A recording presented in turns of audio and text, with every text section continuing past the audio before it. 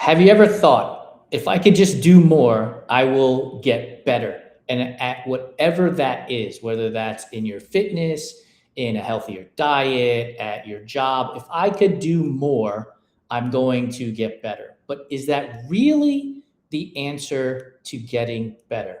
You'll find out on today's episode of Fireside Chat, as I will be talking to a online fitness coach, Nic Hipp, who has on her Instagram bio, ditch the all or nothing mindset. And that is exactly why I reached out to her to have her on the show, because as many of you know, I am not a fan of the David Goggins stay hard at all cost mindset. And so I thought having Nic on here to give us her point of view as to why the ditch all or nothing mindset is something that she has front and center on her Instagram bio. So without any more hesitations, let's get her on the show and let's have this great conversation. Nic, how are you? I'm doing well. How are you? Thank you for having me. No, thank you. Like I said in the green room, the algorithm sometimes works very well, and it dropped you into my feed, and I saw a few of your posts, and I didn't hesitate. I said I need to have her on the show because the idea of the ditch the all or nothing mindset not only speaks volumes to me, but it speaks volumes to our audience with the everyday athlete. So thank you. Yeah, I love what you're doing. And I think this is a conversation that needs to be had every single day, multiple times a day. Yes, exactly. Even if it's just with yourself and you need this conversation needs to be had. Yeah. Write it on a sticky note, put it on a wall, remind Yes. yourself every single day. So I'm going to ask you the same question I ask everybody else. It's a simple question that does require thought. So here's the simple question to you. Who is Nic Hipp? That's a good question. I wish I knew myself. Well, my corporate answer is I've been a swimmer my whole life. I identify with that. I was in the Army National Guard, did Army ROTC. I'm a certified strength and conditioning specialist. I've been a personal trainer for 10 years this year. I specialize in functional strength for women and nutrition, sports performance nutrition. I'm currently training for my 4th Ironman, 70.3. Would love to do a full in the future when I have more time and, to be quite frank with you, money. Yeah. I coach women who want to feel strong, perform well, improve their relationship with food and exercise. My professional life, I'm a paralegal. I would love to go to law school one day. Keep that in your prayers for me. I'm a wife. I've been with my husband since high school. I'm a dog mom. I love my dog. Yeah, that's me. That's a quick synopsis of who I am. That is a great answer, and I'm going to pick it apart a little bit. One, congratulations on your marriage and dating and marrying somebody from high school. That's a very long time. Two, I love dogs. We actually have a feature on our website called My Best Running Buddy, and we feature dogs there because they're awesome. And that face is exactly why we did it, because people love running with their dogs, and it just makes people happy. So we have a feature on our website for that. The other part is making women feel strong. I think that is super important. My wife is also a coach for women in both the physical space as well as in the financial space. And so, like, I love having women on this podcast who are helping other women out, because I see it on a daily basis with what she does. So I can only imagine that your husband sees it on a daily basis with what you are doing as well. The other thing I want to bring up is swimming. You mentioned swimming, and I was immediately wondering when you said that if the all or nothing mindset started there, because I've talked to other swimmers, and it seems like there is this mindset of, if I swim 10,000 meters today, I'm going to be better, and then I swim 10,000 meters tomorrow, I'm going to be even better. And like, it just seems to domino effect. And I'm wondering if that's where this whole concept for you started. I was really blessed with an incredible swimming community. The coaches that I had, the mentorship that I had, I not once thought that in my swimming career.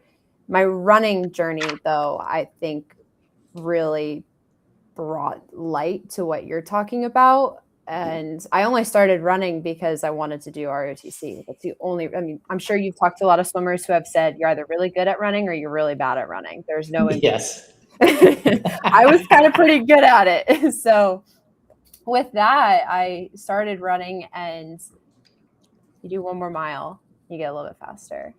You do one more thing, you get a little bit faster. You go one more distance and you realize, oh, I can go a little bit longer. Whereas swimming, I just felt very free, accepted. It was fun, but running had that competitive advantage to it to me. So That's to answer your interesting. question, no, not swimming, but running, yes. So what was it about running where it was go the extra mile? Was it because you said you were in ROTC, like, so was it born there, or was it a social media thing where we see influencers today where, oh, I just ran a marathon on, 6 days of training kind of nonsense? I am so grateful that the running social media trend started after I was where I was at. I was very driven in college with ROTC. So I got addicted to the process of getting better. And it was really self-motivating. It really wasn't anyone else that was pressuring me to do that. So that's where it started. But if I did have access to the social media that is out now, with how, I'm going to say the word toxic, the running community is on social media, I think it would have definitely been expedited by that. Can we dissect this for a minute? Because I feel the same way. I've been running for 17 years. I started running well before Instagram was an idea, well before TikTok was an idea. And like, we just ran. Like, it was just what you did, right? I got involved in it. And like, I'm part of the social media content creation for running space. I get that. But can you pinpoint for yourself when you started to realize, like, this is tipping over past constructive and into harmful? It's this just mentality for me. I do a run club. I host an all-female run club. And just a couple weeks ago, we set up outside this coffee shop and we do a 5K. And I'm setting this up, and a gentleman walks over and he starts inquiring about our run club. I said, this is an all women's run club here in Columbus. I really just want to create a safe space for women who are experienced runners and run marathons and who can run for 1 minute and need to walk. And he replied and said, so it's not for serious runners. I said, well, it can be. It doesn't have to be for people who are running a marathon. It doesn't have to be for people who are trying to PR a 5K. You can run and just have fun. It doesn't need to be your full-time job. And he said, well, you're just running a 5K. I started to get a little annoyed. I'm getting annoyed for you as well. Yeah. And I said, that is a really far distance. And as a run coach, if you were to ask me about a 5K, I would say it's one of the hardest races to train for. And I said, it's not just a 5K. It is a 5K. Yes. And I'm sharing this because I think social media brings this to light of the just mentality of, you're just running a mile today. You're just running 2 miles. You're just running for 5 minutes today. And for some people, that is a lot. And the average runner runs an 11-minute mile. The average runner. So seeing people who are holding sub 7-minute paces, that's not average. No, that is very fast. And social media makes it so that you feel less than if you're not doing above average all the time. And with running, it almost creates this toxic environment for new people to start, because when they start, the first person, when you go running for the first time, you're not able to run for more than 5 minutes without feeling really taxed. And that's okay. That's awesome that you even got outside. That's incredible that you got outside and you're doing that. But then you share that on social media, or you are doom scrolling and you see people running for 5 hours. And then you see people who are running sub 7-minute miles, and you immediately feel like you're failing or you feel less than because you ran for 5 minutes today. I think that's the biggest problem that we have right now with the running space in general. And it's interesting because we're referring to social media specifically here, but I'm going to broaden it a little bit because I started my company, Run Try Bike, 6 years ago under the with the idea that I wanted to prove that there was a spot at the starting line for everybody and everybody. And it was because like I was in the midst of Ironman. I've finished 8 Ironman distance triathlons, and I was in the middle of all of these triathlons. And I looked around the coffee shop, the coffee table after we had a long ride, and everybody looked different. But if I pulled up Triathlete Magazine or Runner's World, every person on the cover was, for the most part, was a 6'2" white male who finished an Ironman in 8, at that point, probably 9 hours. And I was like, but where are all my friends? Like, why aren't my friends in these magazines? We're all doing this stuff too. And so for me, I would go back even one step to say, like, the print publications were emphasizing this and showing this, and it kind of probably just dominoed into social media, where then we start questioning our own selves about what our capabilities are, and we throw in the word just. The other phrase that always gets me is fast for me, right? Like, in comparison to what? Yeah. Somebody said, I ran slow, and I asked them that. I said, in comparison to what? And they're like, well, and I'm like, because we're all slow in comparison to Usain Bolt. Like, I'm slow too, and that's it, right?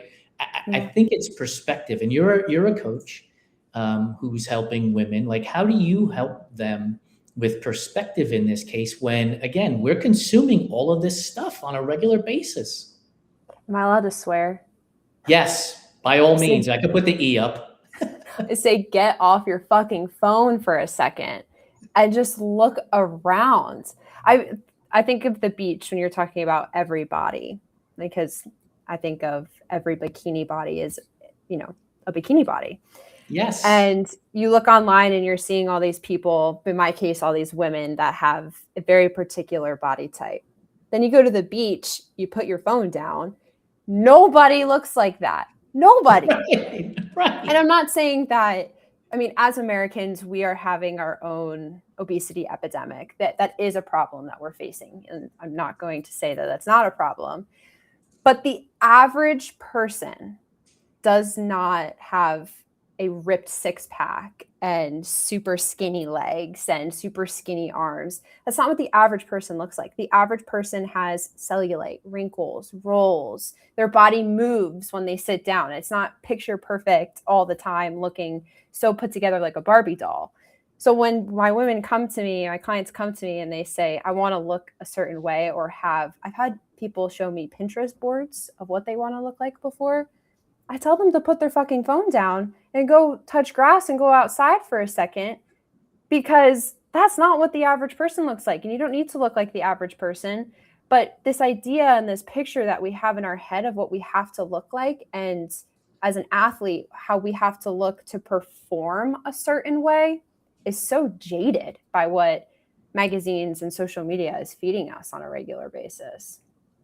And you coach women, but for the men who are listening to this, we are not immune from this stuff. And I've talked about my disordered eating on our platform, where I was the belief, right, that lighter is faster. And I want to tell a quick story here.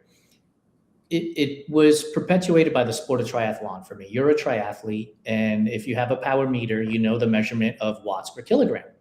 Well, I was training my ass off, and my power output was going up incrementally, right? Because there's only but so much you're going to gain once you hit a certain level, and then you plateau, and then you gain a certain level. But watts per kilogram is a math formula, right? You either increase the top number or you decrease the bottom number.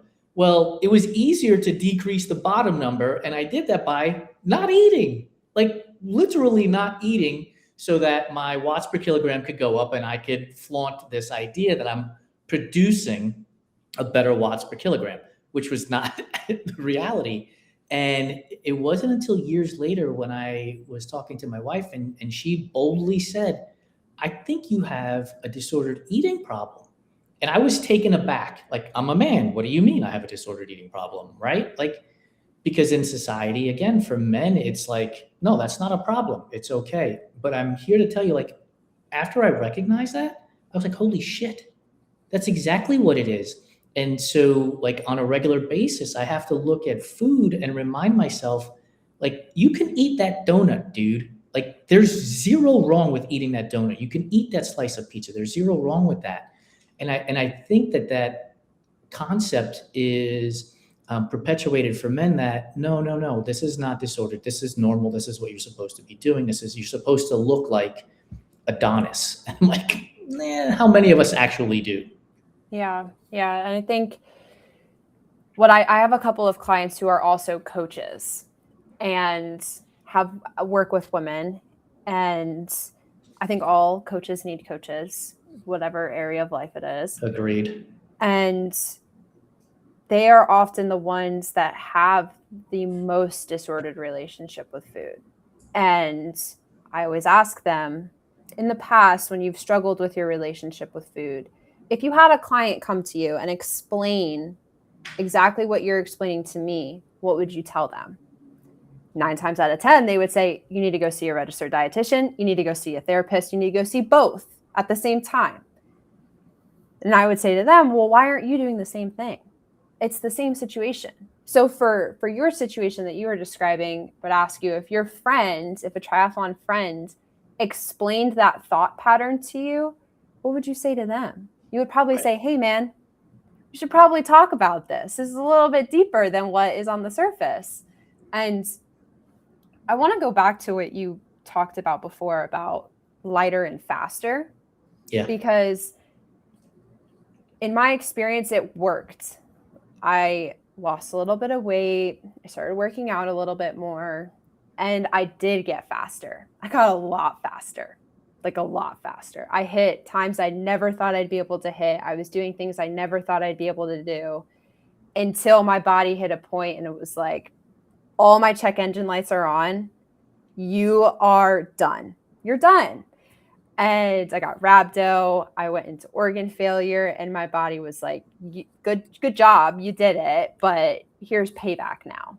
Yep. And there's a really incredible book called The Body Keeps Score. And I wish I knew who it's by, but I'm drawing a blank on who it's by. And it talks about how the body literally keeps score on the traumas that you or other people give to your body. And with someone who has struggled with a disordered relationship with food and exercise, or both, your body recognizes those patterns and it makes the comeback even harder. So yes, maybe your wattage and your power got a little bit better for a short amount of time while you were doing that. But I guarantee you probably hit a point where your body was like, no more, we're done. Yep. And then you plateau. Yep. So I think it's a very, very slippery slope, and it's very hard to uncoach people who have done that before, because it did work for a short amount of time. So then people think, well, I've done it before, I want to do it again. But your body has kept score on that, and it's not going to allow you to do it again. Yeah, the irony is that my last finish line at the Ironman distance, I had my fastest bike split ever, but my weight had also plateaued for that season, right? The body was like, look, whatever you're putting into us, we're going to hang on to, because I don't know if you're going to continue to feed me. And so it just hung on to that weight. And sure enough, I had my fastest bike split because the body, the weight plateaued at that point. And so there was strength in the legs, as opposed to having weakness in the legs going into that race. I mean, it's evident today. It's evident today, right? Like, living it, I was like, oh, I must have just trained better. It's like, yeah, but you didn't change much of your training, so how could it have been better in comparison, right? Like, it's a really fine line for a lot of us in defining when we're going over the edge. And we've been kind of talking about the all or nothing mindset without using those words, right? Yeah. And so I want to ask you if there was a moment as you were going through this process, was it getting the rhabdo and going through that process where you were like, okay, I need to press pause, gain perspective, step back, and before I move forward again, that this all or nothing, ditching the all or nothing mindset came to be? Yeah, I had to hit rock bottom. I wish I didn't. Thinking back, there were so many signs, signals, people that created interventions. They reached out and were like, we know what you're doing. You got to stop. And I was like, no. I have this under control. I can do this. This isn't a problem. It's not that bad. That mindset of it's not me, it's you. Mm-hmm. And yeah, I got rhabdo. My heart rate was dipping really, really low. My doctors put me on a heart rate monitor, and I was dipping below 20 beats per minute when I was sleeping. That was a big wake up call to me. My now husband and I were dating at the time, and he got to the point where he was like, I don't know if I can do this anymore. And that was a huge wake up call to me. So all of those major factors kind of hit me in the head, and I had to go to the hospital. And that was the end all be all for me of you can't keep doing this. The all or nothing mindset has really hit you like a brick. And if you keep doing this, you're going to die, to be blunt. And I wish it didn't come to that. I wish I could have seen it a little bit before death was meeting me in the eyes, but that's what it took. And, almost losing my now husband was a really big wake up call too. But yeah, I wish I didn't go that far. Did your comeback, was it a massive boomerang? And let me put it in words for you that make boomerang a little bit more understandable. So I've been divorced twice. I have quit drinking alcohol, and I've always told people, like, you don't need to be fanatical about these things to get your point across, right? So like when people get divorced, there's often times where they just start raging on marriage and love. And then when people quit drinking, it's like, they go on this fanatical tear of you're ruining your life, it's killing you and all of this stuff, instead of having conversations with people about, getting healthier. And maybe instead of having 2 beers, you have 1 beer, and then from 1 beer, you have no beers. Was your comeback from this situation progressive? Or did you find yourself now replacing the I'm all in on this side, going all in on the other side? I think that's twofold. So I struggled with orthorexia, which is, to put it in layman's terms, the obsession with clean eating, quote unquote clean, with binge eating type behaviors. So when I went into treatment, it's a very controlled environment, right? Because you're essentially in a rehab facility. So your food is controlled. You can't exercise. You sit. That's what you do. You sit.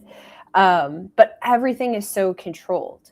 So then when you get out, you're thrown into this real world, and you have access to whatever food you want. You can't abstain from it. You have to do it.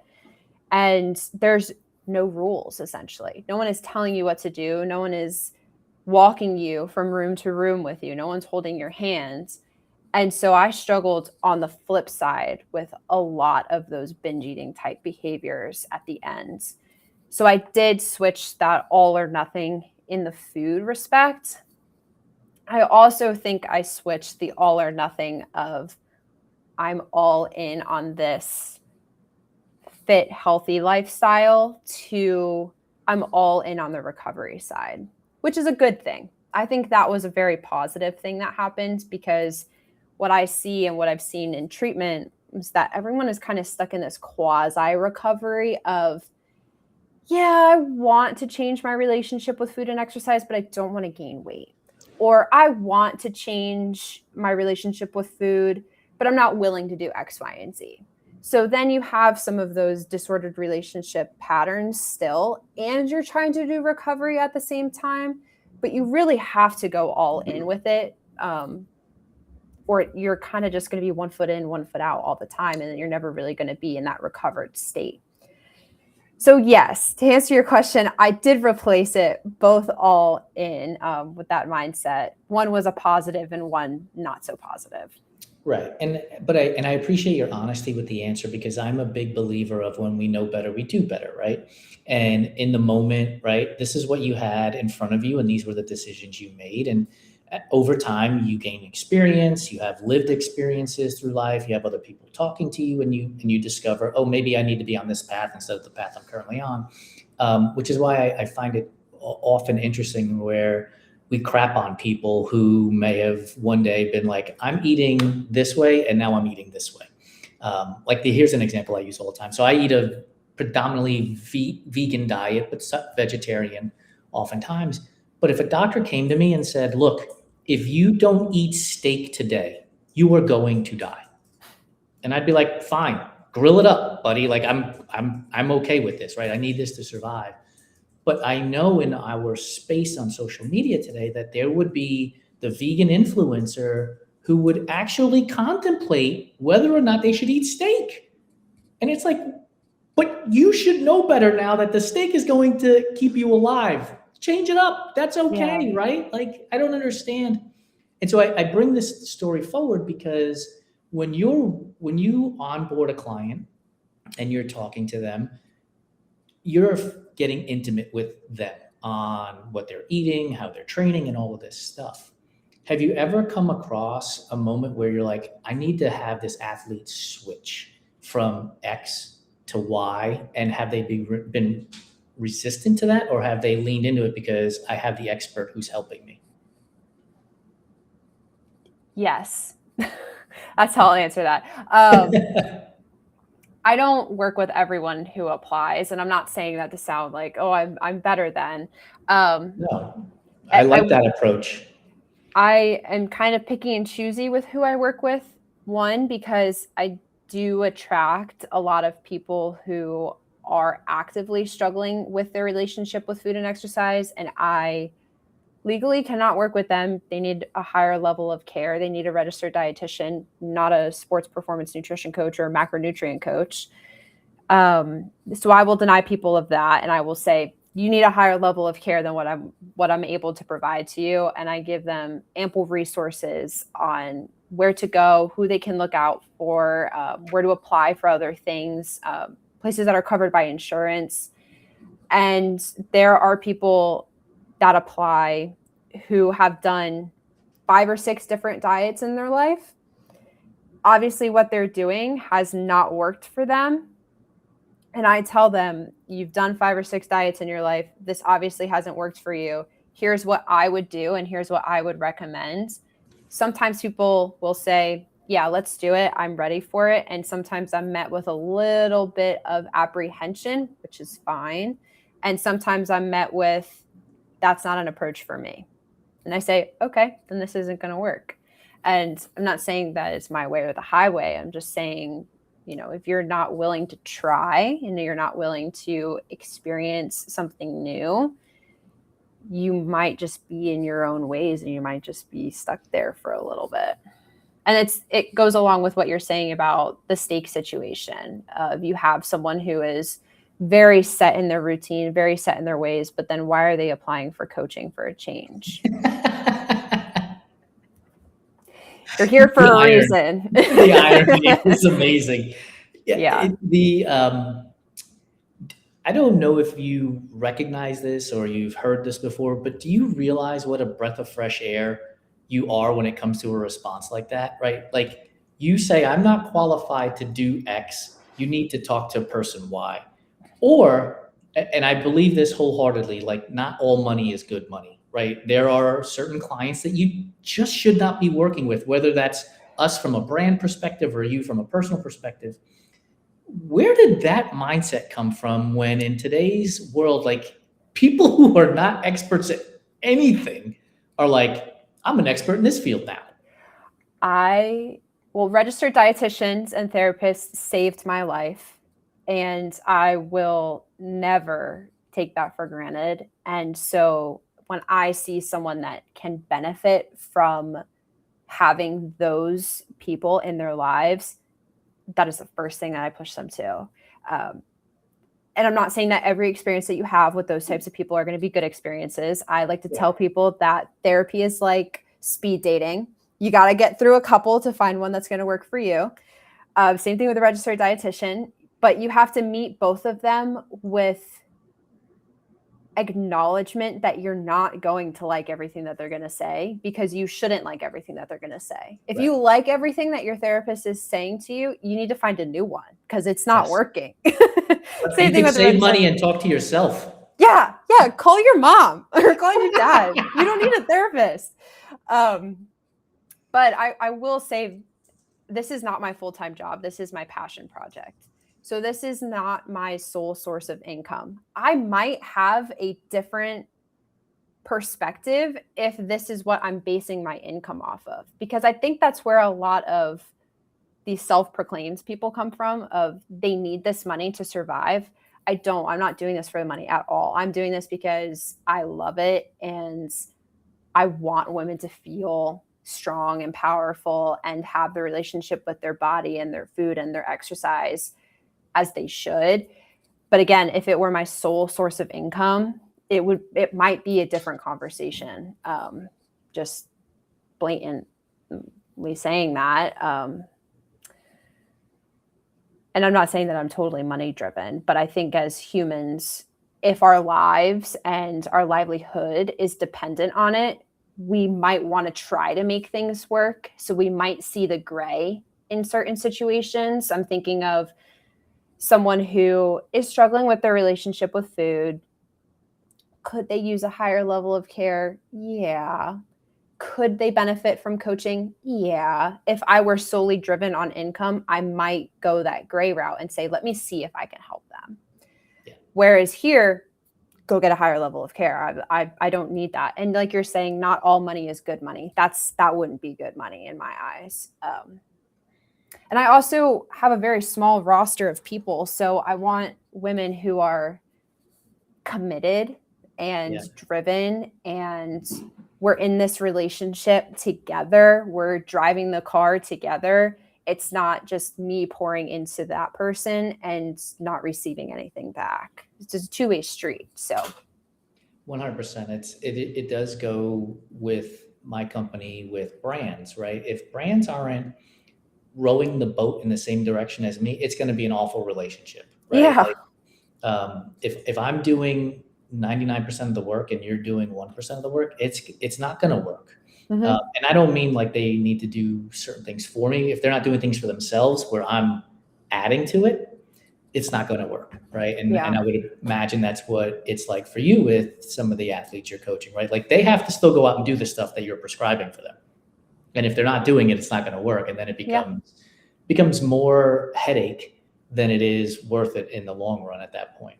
Yeah. And I saw something on the internet the other day of something along the lines of your coach is thinking more about you than you're thinking about you. And it's so true. I have clients that keep me up at night and I know they're not giving me an inch of thought on a regular basis. But I'm like, why isn't this person responding to me? Why isn't this person doing this? Why isn't this person doing that?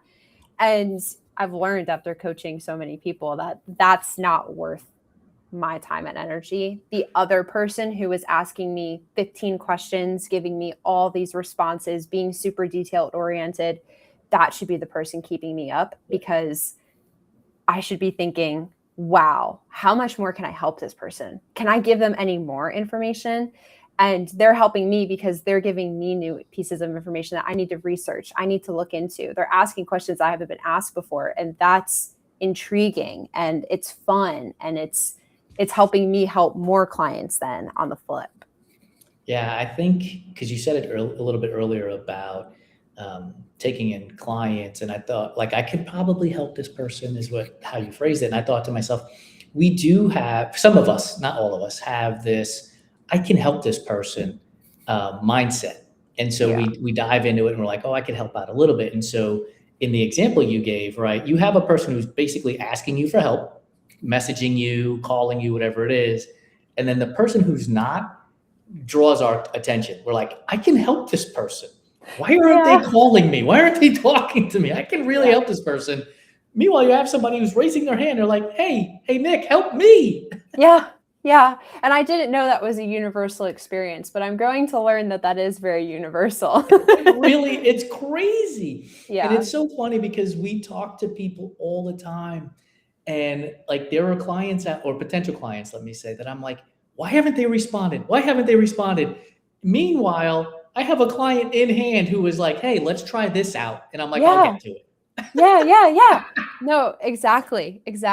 And from a business perspective, your current clients are where you're going to drive the most from. The new one, you're not. Right. So why are we as humans more driven to the one that doesn't want us than the person who wants us on a regular basis? There's got to be a PhD who has studied this somewhere. We need that paper. Yeah, I need to read that because I don't understand it. Because we have the Everyday Athlete Clubhouse, and we've got like 150 members in our clubhouse, which is a strong number. I'm uber proud of it, right? And about 4 or 5 months ago, I was like, why aren't more people joining? Instead of thinking to myself, look at all the people who have joined. Yeah. Pour into those people, and the others will show up when they show up. Yeah. It's an interesting dynamic. Do you think social media also plays a role into that? Because I have the same conversation with my manager all the time. Lead generation. You see, my algorithm is always showing I had my 100K month with online coaching, or I have 1,000 leads every single month. And I have a super strong coaching. It's not my full-time job, but I'm always striving to do a little bit better. Maybe that's that all or nothing mindset kind of creeping in. And my manager's always like, instead of trying for more, try learning what you already have. So there are so many tools and things in my app that I'm familiar with, but I know I can make stronger. So instead of trying to drive new people, why are we not pouring into what we already have and thinking, how can I make this even better? So it's the same with your group. How can you make that 150 better in trying to strive for 200? Right. And I will tell you this. Yeah, the answer is yes for social media. And I go to LinkedIn every day, and I go to LinkedIn for about 3 minutes every day. I go there because I want to see the people that I'm connected to, what they're doing, so I can tap the like button and then get the fuck off, because that is the most toxic social media platform there is for me. Mm-hmm. I go there. I've built a business that's been profitable for 6 years. And I go there and I'm like, I suck. I can't do anything right. Look at all these people. And I was like, X out, get out, I'm out, right? And it is to your point, like I built this 100K month and all this stuff. So here's what I started to do, because I've had brands tell me that our platform isn't big enough. We don't have 20,000 followers. We don't, whatever. And I would ask them, but what are the 20,000 follower content creators, influencers, platforms that you're working with producing for you? And they couldn't answer the question. And so I was like, well, I'm going to build a community strength score, because our community is our strength. And what I've done is I've built this formula that basically takes metrics and squishes it down into a single number, where I can now compare one post to another for myself. So if I put up a community post and we're talking about X and it does really well, I want to repeat that because our community was engaged with it. So I'm focusing on the 150 as opposed to the 50 to make it to 200 that I haven't been talking to, right? And by building this community strength score, I've noticed a pattern and I've seen things. And so then from there, what I've done is I've said, okay, now I can talk to 3 companies a week. I'm going to email 3 companies a week and tell them I have this community strength score, and this is how we're building our platform and our community, and so on and so forth. And that has been successful. Not going to LinkedIn and being like, oh, let me go buy this $100,000 package from Joe Smith, who did nothing about my business, right? Yeah. So I do think like that influence is there in different ways, whether it's nutrition, whether it's, swim, cycle, run more, starting a business, whatever it is, I think it's there more. I will tell you this, and I'd love to get your opinion on it. It's outside of the scope of physical fitness, but like I see people who are like, I read 6 books this month. And I'm like, I need to read more. Why aren't I reading more? Meanwhile, if I read a book in a year, that's a lot. But what I'm consuming is business news and business articles. And that's where I'm getting my reading in. It's not in a book. Like, is there something outside of the space where you're like, I should be doing more because this person is doing X? All of it. And as you're sitting here, I'm like, we could have a whole other podcast on just this, because oh my goodness, LinkedIn, I'm bottom of the barrel. I've done so much, and then I go on LinkedIn and I realize, great. So I've done nothing with my life. Yeah. And I think is it a type A personality? I've read some studies about how, but let me back up. Both my parents are alcoholics.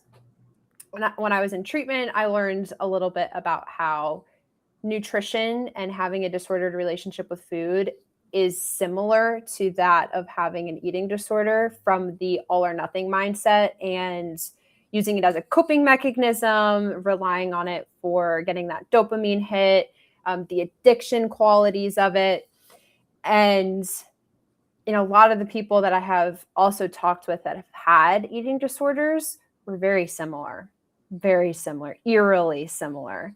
And I've also talked with people who don't necessarily have an eating disorder, but maybe they've struggled with drugs, alcohol, addiction to work, being workaholic. I've been both, by the way. I've been sober for 13 plus years at this point. And like I mentioned, I've gone through the disordered eating, or going through the disordered eating. I don't know that I'll ever come out of it. I'm never going to be cured, shall we say. So, I've done both, and I've been a workaholic where I just pour myself into that. Like it's constantly finding that next quote unquote addiction to heal myself. And I think, well, thank you for sharing, first of all. And I think, I don't know if it's a personality trait or a mindset that it is, but I think it's very comparable to other areas of life, and not feeling good enough or striving for the next thing and not feeling satisfied in the moment have to do a lot of that pulling back. Like, yes, life right now is really hard, but I'm very grateful for the things that I have. Or yes, I wish I could be doing more from a business perspective, but I'm so grateful for the things that I have right now. And it's a very fine line of wanting to strive for a little bit more excellence, but also feeling satisfied where you are right now. And I think it's also, we can talk about it with exercise as well. You want to strive for a better time. You want to strive for a longer distance, but also recognizing that the workouts that you're doing right now are killer. They're awesome. Mm-hmm. You're crushing right now. And yes, you are striving for one more, but taking the time to feel satisfied and grateful and happy for what you are doing right now. And it's always okay to have a higher goal, but it needs to be realistic too, so that you can achieve it and say, okay, that was awesome. Let's celebrate it. Don't skip that part. Let's celebrate getting there, and then reaching for one more. I will ask, go ahead. No, I was going to talk a little bit more about what you were bringing up about anything that you've noticed being in recovery, and if it's comparable to other recoveries that you've gone through. But I also wanted to say, I don't think that we are ever recovered in an eating disorder. I think you're always actively in recovery, because it's a daily choice, and it's something that you have to do every single day, multiple times a day. And I know you can speak more onto the alcohol side of things, but you can abstain from that. And I think food is really challenging, because you have to do it all day. Yes, you're 100% accurate. There was, I think it was after the Oakland Marathon earlier this year, where, look, I had just run a marathon, right? I need to eat to recover. And I forget where we were at. And I looked at, like, it was like the last 2 French fries in the basket. And my disordered eating kicked in, like, you don't need to eat those 2 French fries, Jason. And then my recovery mind kicked in, and he was like, it's 2 French fries and you need the calories. You literally just ran a marathon, dude, like, eat it. So to your point, I don't know that we're ever fully recovered either. It's a matter of recognizing it when it's happening, more so than not. And it's not always easy, but it's definitely something that if you're actively working it, you will notice the signals a lot clearer than if you're not actively paying attention to it. Yeah, one thing I learned in treatment was the rational brain and the irrational brain. And I like to think of it like the devil and the angel on your shoulder. Yeah. And the devil is that eating disorder, irrational side of your brain, and the angel is that rational side of your brain. And when you're deep in an eating disorder, disordered eating, that devil's the only thing that's really talking. You don't really have the angel at all. And then when you're in recovery, they're both really loud and they're both yelling at you and they're both screaming at you. But then eventually you get to the point where the angel is really the only one talking. And you do have that devil, like he's always there. Yes. And sometimes when stress is really loud or, relationships are really hard, work is really hard, when there's other outside factors, your guard is a little bit lower. And so that devil kind of comes in and creeps in a little bit because it's what was comfortable before and it's what you used as a coping mechanism. And so he kind of gets a little bit of a microphone moment, but you're not going to act on it. He's just there. You're not really going to respond to it. And the angel kind of gets a little bit quieter because that guard is a little bit lower because of other things. But to your point, we choose to ignore that microphone moment that the devil is having, and we can recognize it and say, hey, dude, you're done, and let the angel come back. But you just ran a marathon, so you're already stressed out. Your body's freaking out. Right. You just came off a huge training block. I'm sure your guard was a little bit down, and we get back into that addicting, like, ooh, I just did this. What else am I going to do now? So I think that plays into the devil having a little bit of a microphone moment. 100%. As you were talking, I wrote this down. I wrote down the words woo-woo and perspective. And having been through therapy myself as well, and having gone on this sobriety journey, like I remember thinking to myself in the past, like all these positive mantras and all this woo-woo hippie shit, like get out of here with that nonsense, right? I'm going to stay hard and I'm going to get through this. And as I've come along in this journey, like my perspective has changed, like those positive mantras and what we will call the woo-woo hippie stuff actually really does help because it recenters you. It reframes you in the moment. And I'm wondering, as you're going through your own process of this all or nothing mindset, and I want to get rid of this all or nothing mindset, and I want to help the people I'm helping get rid of this all or nothing mindset. Was there a shift for you as well in like this? Because you were in the ROTC, right? And I would imagine the military is not doing a lot of woo-woo type stuff for you. And like, was there a shift in going from like be hard, stay hard, run through the wall as many times as you need to, don't worry about turning the doorknob and opening the door? I think I'm not the type of woohoo that's going to write body affirmations on a sticky note and put it on the mirror and be like, I love myself. I'm not that type of person. But I do think it's just two extremes, right? You have the people who are the David Goggins mindset of run through the door, don't use the doorknob. Then you have the people who are kind of in the middle of, I can do that if I need to. And then you have the people who are the sticky notes on the mirror. And I think you need both. And I think I can kind of shift and mold in between both. I can lock in when I need to. I'm sure you can too. You train for all of these things. You can have a little bit of that mindset. But I don't think we need all of the woohoo, and I don't think we need all of the David Goggins mindset. I think we need to be able to have a steady mix of both. But I don't think I ever fully transition to the woohoo side. I'm like 1 foot in, 1 foot out with certain things. But I think that's the perspective. I think that's the balance because I'm the same way in that, like, I don't have sticky notes on the mirror as well, but I do have a belief in myself that I can do hard things because I've done hard things in the past. I just don't need to do hard things the hard way, right? Yes. There's a smart way to do hard things. And grow through that. And I think oftentimes that message gets lost in the ethos, right? We tend to want to live in the black and whites of the world when the reality is we live in the grays. Like just about everything that we do in life is in the gray, but we interpret things on opposite ends in the blacks and the whites instead of the gray. It's not sexy. It's boring. It's so boring. My most successful people are so boring. They have boring lives. They have boring routines. There's nothing extravagant about what they're doing. And we as humans want the sexy thing. We want the quick fix of if I do this, I'll get Y. We don't want to do things that are mundane. It's not flashy. And we need more of that, middle area. We need more of the I have one pair of running shoes. When the tread wears, I'll get a new one. I don't have 15.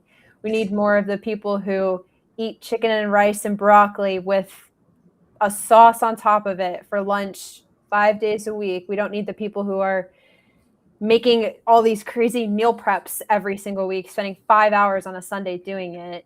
But again, that it doesn't sell. It really doesn't. Yeah. It doesn't do well. And not to bring social media back into it, but the things that do well are the sexy things, are the flashy things, are the, look, I had 5 hours to meal prep and this is what I made. You can do this too things. It's not, here's what I ate Monday through Friday today. Well, I have a friend, her name is Heidi, and she meal preps. And I asked her the other day, I'm like, how do you know what you want to eat on a Thursday? I don't meal prep myself because one, I like to cook, and not every day do I want to eat the same thing. And it's not, again, look, I'm not making Michelin star dinners, but I was like, well, how do you know what you want to eat on a Thursday? And this, I will share this story too. Like, I have raced with people at ultras, 50 miles, 100 miles, and they will have everything for an aid station drop bag packed to a T. And I'm like, how in the fucking world do you know that at mile 72 of this race, you want to eat a goo energy gel and a scratch bar? Like, how do you wouldn't know that? And so like they have like this 10-gallon bag with all of this shit in there because like, I don't know. So I'm going to go scrounging through it. And I have like a little Ziploc bag and it has like 2 things in it because I'm just going to eat off the aid station and whatever is there. Because I just don't know. Like my mind gets blown at when people are like planned to the T when it comes to like meal prepping and aid station stuff. Because I don't know how you do it. Yeah, one of my greatest friends, we say that I'm a type A person, type B athlete, and she's a type A person, type A athlete, because she's the person that has everything mapped out. And I show up and I'm like, do you know what the course is? Yes. I knew I wanted to have you on the show. Yes. Yeah. She's sitting there with her phone. Everything is calculated. She's like, there's a hill at mile 52 and it's 8% incline. And I'm like, oh, that's crazy. I'll find out when I get there. I just ran a race this past Saturday night and I had lunch with a friend who ran it previously and he showed me the elevation map and it looks like it starts up, then descends and then goes up and then descends. And so I'm waiting for this moment to power hike and it never shows up. It was an 8-mile track meet, right? Like, I'm like, where the fuck is this hill, dude? I would rather not know that and just run and whatever shows up, shows up. Yep. I'm the same way. I do think as a coach though, I do educate people, make sure you're aware of what you're training for. If it's going to be a hilly course, let's run some hills. If it's going to be a hilly bike, let's bike some hills. But I think, and maybe this plays along with that all or nothing mindset, getting so obsessive over every detail will just drive you crazy. If you are an everyday athlete, you are not being paid to do this. You don't need to act like you're being paid to do this. You need to go out, have a good time. One of your goals should be to meet one new person. It shouldn't be to PR and have this extreme race and do everything well and have all your aid stations packed to a T and execute everything perfectly. It's going to be messy. Remember your shoes. Remember your nutrition. That is not going to make you shit yourself. And go meet a new friend. And let's have a good time. When I raced Cocodona, a friend of mine who had done Tahoe 200, she's like, oh, I'll send you my Google spreadsheet. And it came across and it had like 47 tabs. And I was like, delete. I was like, I can't fucking use this. Like, I have no idea what any of this stuff is.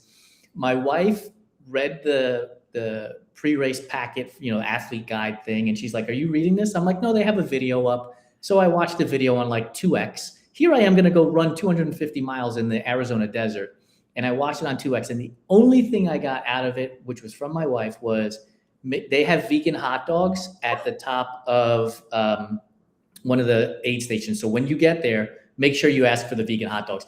And for 3 days, that was the only thing on my mind. Like, I had to climb this mountain if I was going to finish this race. So who cares if I knew if it was at mile 22.1 or it showed up at mile 28? Like, what difference does it make? I got to get through it. It's crazy though. Then if I have a client that comes to me and they do this, I look at them like, "You're a fucking idiot. Why didn't you read the athlete packet before?" It's so hypocritical. But I have a question. Does knowing that stuff ahead of time give you any sort of anxiety? It would, yes. That's exactly how I am too. Because if you told me that this climb is at 22.1, I am looking at my watch. And if that climb is not at 22.1, I'm going to be thrown off. Yep. Right? Like, okay, like I've been eating and drinking to take on this climb at 22.1, and it's at 24.1 or 23.1 or whatever my watch says it's at. Because look, GPS isn't accurate to a T, right? And so, yeah, it would absolutely cause anxiety and stress, and I'd much rather just not have it. Yeah. I'll never forget this past Ironman I did Ironman Augusta, and I also had a client doing it. And friend Rachel, who is the type A racer, she was like, "We're going to go on a spin out. We're going to go on a shakeout run." And I was like, if I don't know how to ride my fucking bike the day before the race and I can't run the day before the race, I'm screwed. I'm not doing that. I don't need to. Meanwhile, as we're talking about this, I'm texting my client, "Make sure you do your shakeout run. Make sure your wheels are on right." Like, I'm such a hypocrite. But to your point, if I did all of that stuff and I got on my bike and something was off, I'd be like, "Oh my God, something's wrong with my bike. Oh my God, I am not going to be able to ride my bike." If I started running and I felt any sort of like cramping or I felt tight in any way, I'd be like, "Great, so I'm not going to be able to do this race tomorrow." So I have to look at my athletes and know which one needs to do this before and which one is more like me, and just go have a good time.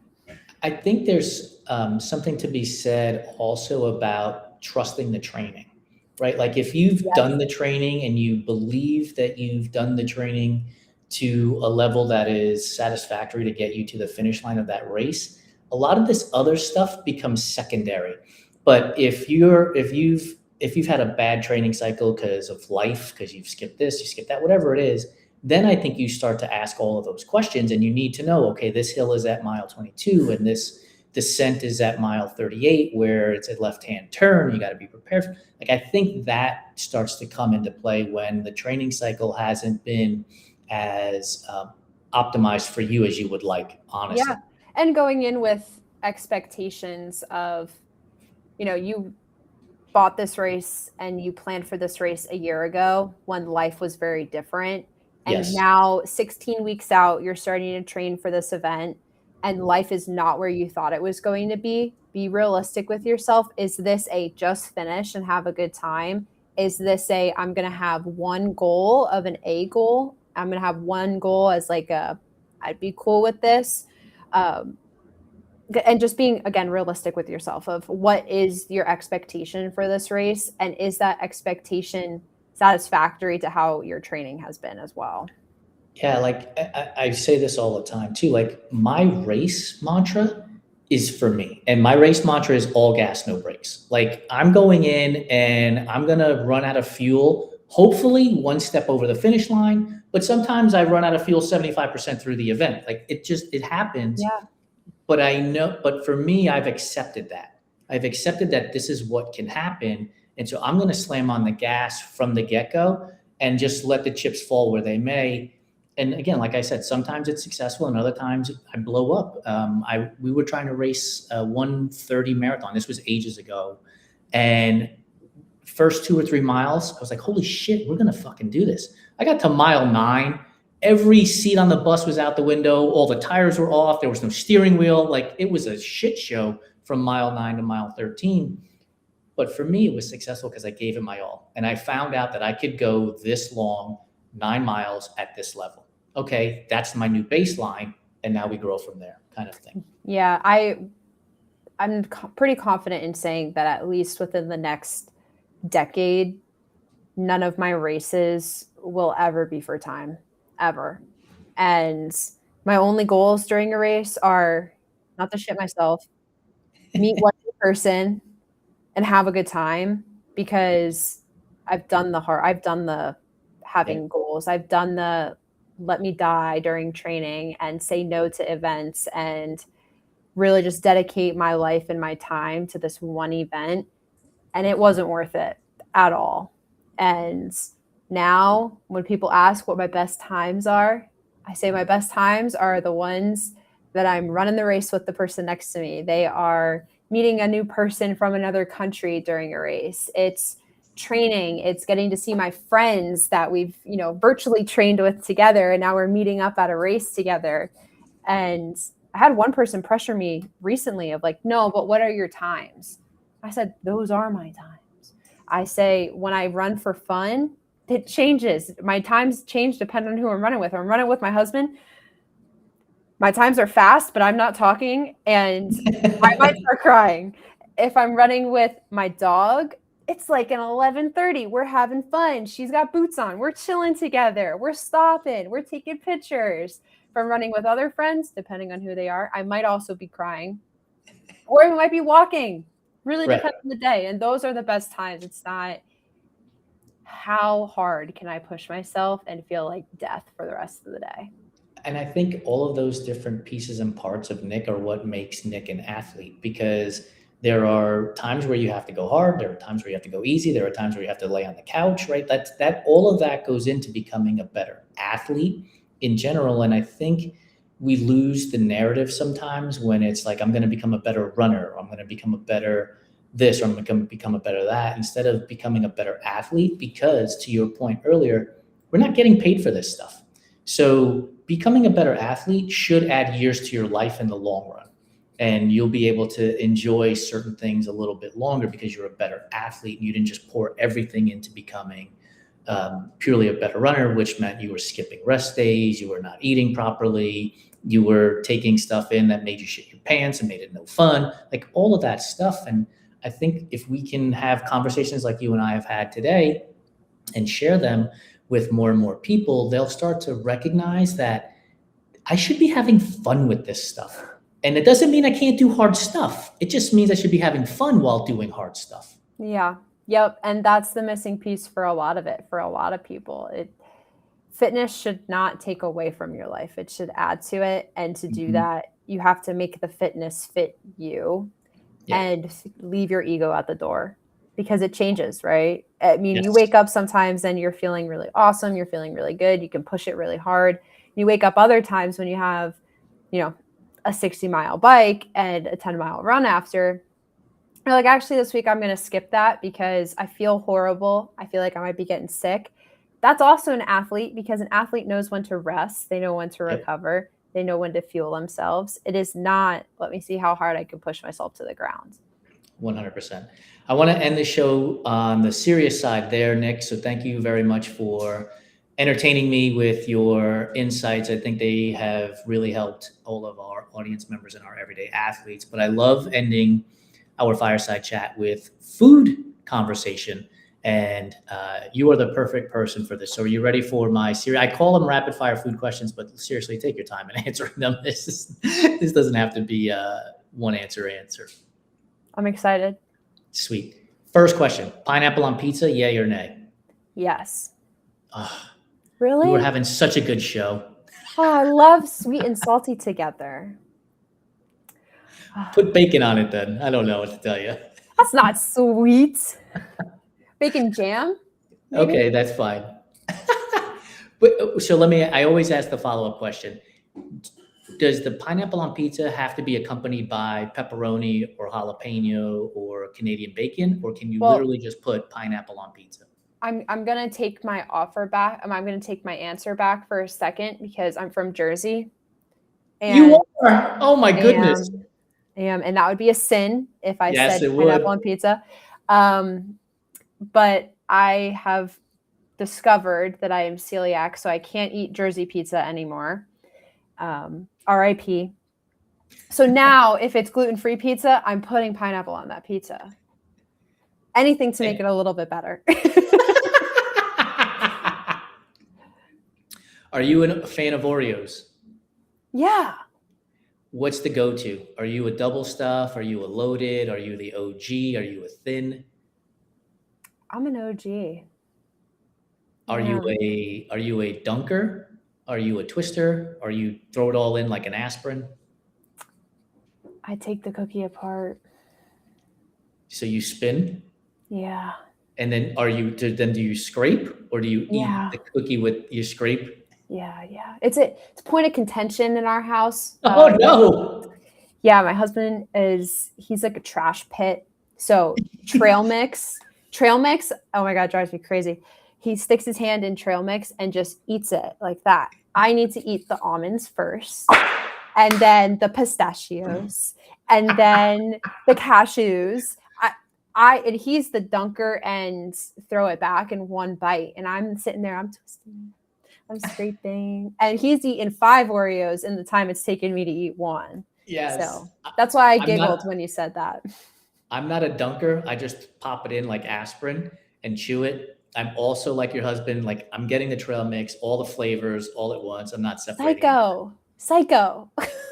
Do you like M&Ms? Are you an M&M eater? Yeah. How do you eat your M&Ms? Color by color. Okay. And then what? Like, so you've arranged them in color. Which are you going? Let's say you have 2 brown, 4 blue, 5 yellow, and 3 red. How are you eating those? Oh, I don't necessarily think that the color choice matters first, but it needs to be separated for sure. They have different personalities, you know? They need to stick together. I separate them by color, and then I eat from the least of the colors to the most of the colors. See, that's so interesting because you just stick your hand in trail mix. That makes no sense to me. Yeah, that makes no sense to me. See, he's the same with M&M's, so he'll just stick his hand in the bag and eat the whole thing. Oh, yeah, no, I can't do that. No. If you put your hand in the bag and then you separate them, that's what you have to do. You have to. We'll stick with chocolate. Your favorite chocolate candy is? I'm not a sweet person. I'm a salty person. So chocolate, I'm really an 85% dark, and that's really it. I'm good with that. We'll skip the non-chocolate candy if you're not a sweets person. Are you a cake person? I'm celiac. We have very limited options. Very limited. Yeah. So what's the go-to snack for you then? Is it trail mix? I do love trail mix, but watermelon is my favorite snack ever. Any sort of fruit is my favorite snack. I love chips, like chips and guac. Yeah. Love it. Any sort of tortilla chip, kettle cooked Cape Cod chips. That's my kryptonite. That's okay. If you ever find yourself on Santa Monica Boulevard in Hollywood, California, there's a place called Guac Daddy. It has the best avocado or guacamole and chips you will ever have. We used to live like a half a mile away from this place, and every Friday we would go there just for the chips and guac. So if you ever find yourself there, absolute order, absolute must. Yeah, we lived in El Paso, Texas, and best chips and guac I've ever had. I dream about it to this day. Is there a fruit that you're like, nah, that one's not for me? Ooh, good question. I've been to Hawaii a couple times, and they have lots of fruits all over. I'm not a fan of lychees. This is super niche. But lychees and anything that I really got to work for. I don't want to work. Lychee is like a little bit of a booger. Like it has like a little bit of texture. It is. But I've had lychee martinis before. Incredible. Put it in a good cocktail and I like it, but just an actual lychee. And like I said, you really got to work for it. I don't want to. I just want to be able to pick it up and eat it. So when it comes to kiwi, do you eat the fuzzy skin? Yeah. Yeah. Hell yeah. That's where a lot of the nutrients are. You got to eat it. You can't get rid of it. Same with sweet potatoes and any potato. You got to eat the skin. That's where the good stuff is. 100%. What's your take on blackberries? Right now? Sure. Well, have you heard about the bacteria going around? Oh, well, not right now then. Just wash them and I'll eat them. I love blackberries. I love any type of berry. Really, it's just me and the lychee and sometimes papaya. Sometimes papaya. Yeah, that's a work. Yeah. I am. It's not that I'm anti-blackberry. I just don't find that like the little seed that pops when you bite into it. There's something about it. I'm like, you know what? Just give me the blueberries. I'm happy with those. So you're not a boba person then? No. No, I'm out on boba. Yeah. I don't want to be eating something that I'm supposed to be drinking. It's a little off-putting to me. You know? Or when chia seed pudding is a little bit too soupy. Yes. I'm good. 100%. I'm going to end with this question, and it's going to be a gluten-free brownie so that we take your health into account here. A gluten-free tray of brownies has come out of the oven. It has been on the counter long enough to cool so that you can cut it without making a mess out of it. Are you a corner piece, an edge piece, or the middle just for the ooey gooey?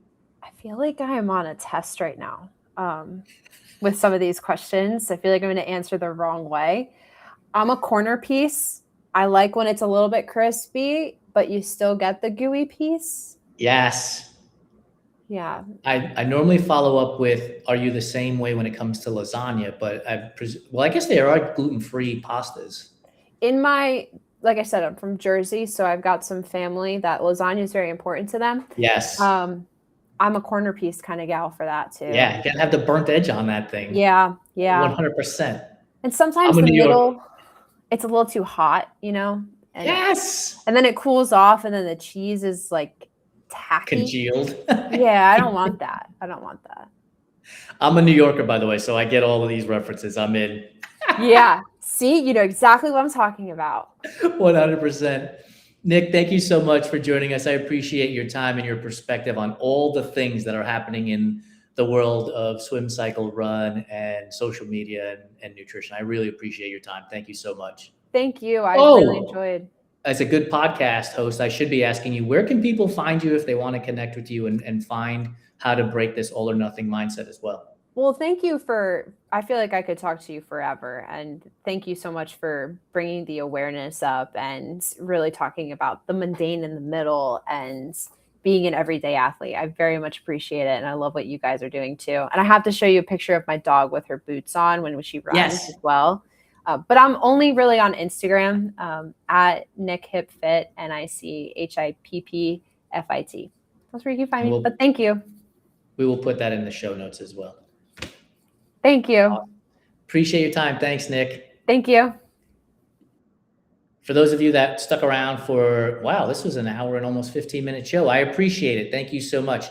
Do me a favor. Go follow Nic at Nic Hipp Fit. And don't forget to subscribe, rate, review the Everyday Athlete Podcast Network on your favorite podcast platform, as well as on YouTube. And maybe by next week, I'll turn my hostage situation background into something that's a little bit more palatable. We just moved, as most of you know. So anyway, I'll see you guys next week. Have a great one.